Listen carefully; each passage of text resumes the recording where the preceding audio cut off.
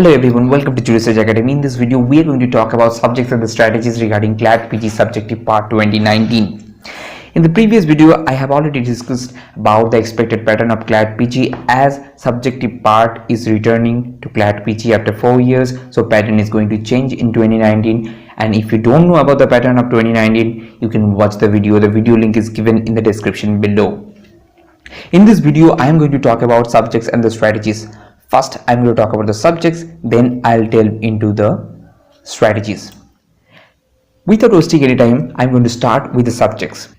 I'll be analyzing the question papers of 2008 to 2013 one by one, and in those question paper, I'll just briefly get into what were asked, from what subjects were covered, all the questions in subjective portion that I'll look into. Then we will analyze what are the portions and what are the subjects that we need to study for CLAT PG 2019. I hope you understood. Now, starting with the CLAT 2018 question paper. In CLAT 2018 question paper, we can see there were 5 marks question and 50 marks question, and 10 questions were asked in 5 marks division and 2 questions were asked in 50 marks division. Okay, so total 150 marks of subjective portions were there in 2008, and those 10 questions of 5 marks were asked from jurisprudence, constitution, IPR and other legal domain, and 50 marks questions were asked from constitution only. The 3 questions were there in constitution in 50 marks division. I'm just browsing through the subjects and the subjective parts, and then I will analyze it. So I'll get into the next year, 2009 subjective part question paper. In 2009, we can see the same kind of pattern, kind of what I've just said in 2008. 5 marks question and 50 marks question.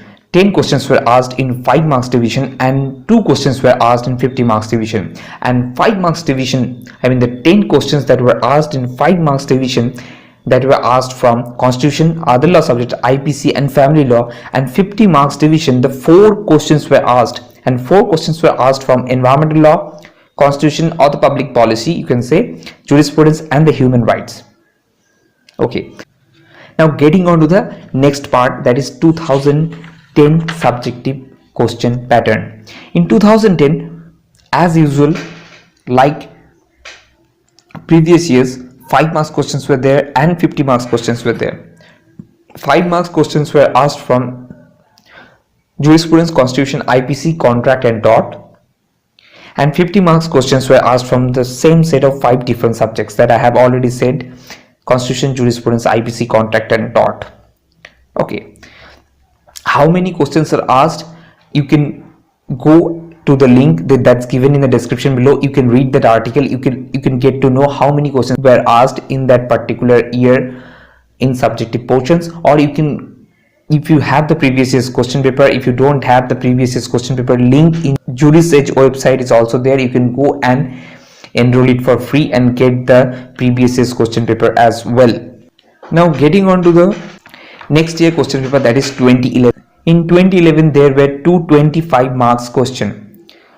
Both the questions were asked from constitution, so 50 marks questions were there only. Okay, now the next, in 2012, we can see that there were 5 marks division questions were only there and 10 questions were asked, and out of those 10 questions, 4 questions were asked from constitution, 2 questions were asked from international law, 1 questions were asked from IPC, 1 question from tort and 2 questions from other law subject.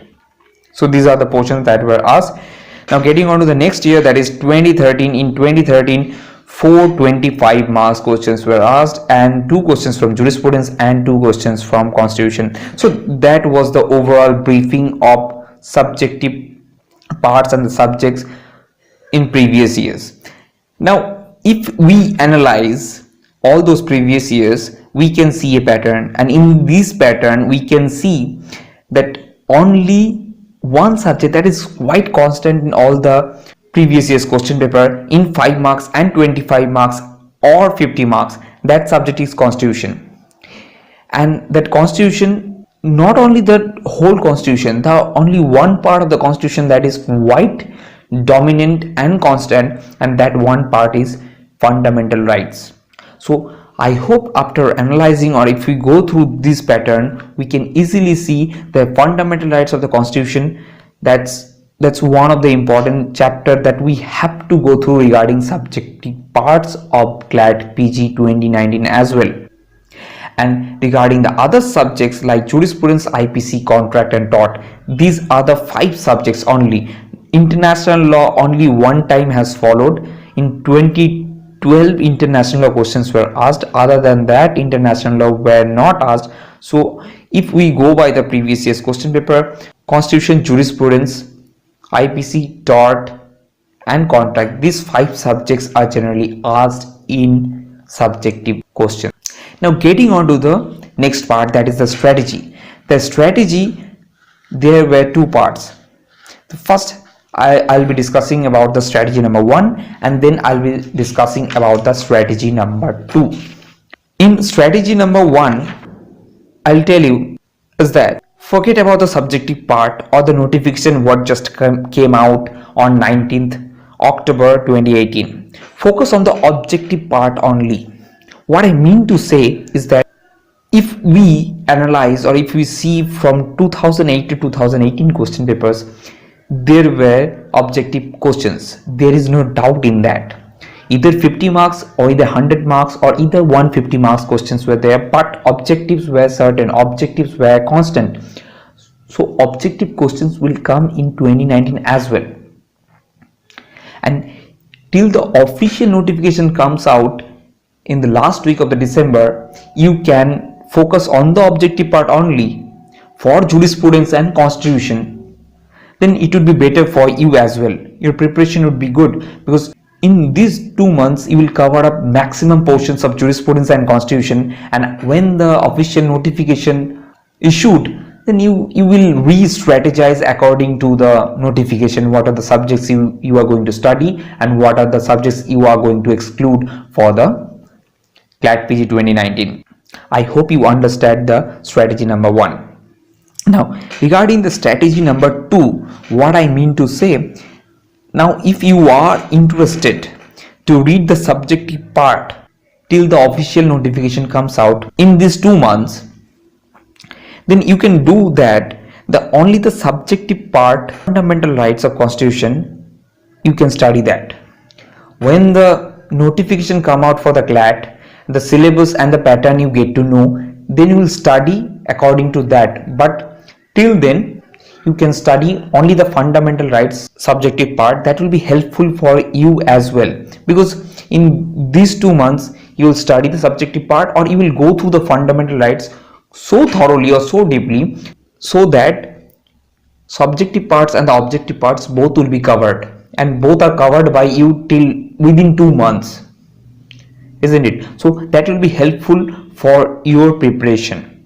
So these are the 2 strategies I wanted to convey you, because these 2 months are quite critical, because a lot of students are quite confused what to do, what not to do regarding the subjective part or the objective part when the notification of the Consortium of National Law Universities issued last 19th October. So that's why the strategies were given. If you want to follow, you can follow either one of them or any one part. Okay, I will definitely say don't go for a subjective part, because leave the subjective part aside, go for the objective for the next 2 months. It will be better for your preparation. I hope you liked the video and give it a thumbs up, and don't forget to share this video with your friends, and don't forget to subscribe the channel for the tips, tricks and techniques regarding CLAT PG 2019. And also, if you're finding good books regarding jurisprudence or the objectives of jurisprudence, courts, legal maxims and other stuff in jurisprudence, you can go get the book, and the link is given below in the description. The book name is Decoding the Jurisprudence. And Juris Edge also provides courses regarding LLM, CLAT LLM preparation. It's a postal course. The hard copy and the soft copy course content will be provided to you, and the link is given below also in the description. And where you are in your preparation, you can check it out the mock test, the free mock test link is also given below in the description. You can check out your preparation. Until next time, thank you. See you soon.